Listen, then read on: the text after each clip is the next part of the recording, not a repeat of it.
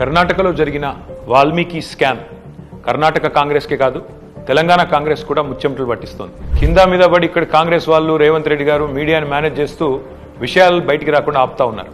కానీ ఆ మబ్బులు కూడా తప్పకుండా 4-5 రోజుల్లో విడిపోతాయని నేను అనుకుంటాను. గవర్నమెంట్ డబ్బులు గవర్నమెంట్ అకౌంట్ల నుంచి అక్రమంగా ఏ కారణం లేకుండా సరిగ్గా పార్లమెంట్ ఎలక్షన్కు ముందు 180 కోట్ల రూపాయలు దారిమల్లినాయి. కర్ణాటక ముఖ్యమంత్రి స్వయంగా సిద్ధరామయ్య గారు అసెంబ్లీలో ఈ వాల్మీకి స్కామ్ లో భారీ ఎత్తున డబ్బులు దారిమల్లినాయని ఆయనే ఒప్పుకున్నారు.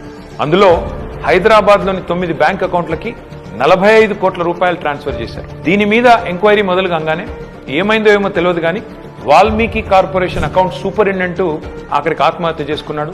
ఇవాళ ఆయన కుటుంబం రోడ్డున పడే పరిస్థితి. బ్యాంక్ అధికారులతో సహా 11 మందిని ఈడీ అరెస్ట్ చేసింది. కర్ణాటక నుండి మన తెలంగాణకు అక్రమంగా ఈ డబ్బు ఏ అకౌంట్లలోకి వచ్చింది, ఆ అకౌంట్లు ఎవరివి, ఈ తీగ లాగితే తెలంగాణ కాంగ్రెస్ డొంక మొత్తం కదులుతా ఉన్నది. మొన్న పార్లమెంట్ ఎన్నికల్లో తెలంగాణ కాంగ్రెస్ పార్టీ తన ఖర్చులకు ఈ డబ్బులే వాడినట్టుగా అనిపిస్తా ఉంది. 4.5 కోట్ల రూపాయలు నేరుగా V6 బిజినెస్ అనే కంపెనీకి ట్రాన్స్ఫర్ అయినట్టుగా ఆధారాలున్నాయి. ఈ V6 బిజినెస్ కంపెనీ ఓనర్ ఎవరు? SIT, CID, ED ఈ దాడులన్నీ జరిగిన తర్వాత కూడా మన తెలుగు మీడియాలో ఈ వార్తలు రాకుండా అడ్డుకుంటున్నది ఎవరు? పార్లమెంట్ ఎన్నికల సమయంలో కొన్ని బంగారం షాపులు, బార్ల నుండి భారీ మొత్తంలో డబ్బులు తీసుకున్నట్టుగా తెలుస్తా ఉంది. వారికి కాంగ్రెస్ పార్టీకి ఉన్న అనుబంధం ఏంది? ఇవన్నీ కూడా బయటికి రావాలి. కర్ణాటక ముఖ్యమంత్రి సిద్ధరామయ్యను గనక పొరపాటున తొలగిస్తే పక్కన ఉన్న తెలంగాణ సర్కారు కూడా కూలుతుంది అని ఈ మధ్యనే కర్ణాటక మంత్రి సతీష్ జరికోలి అంటున్నారు.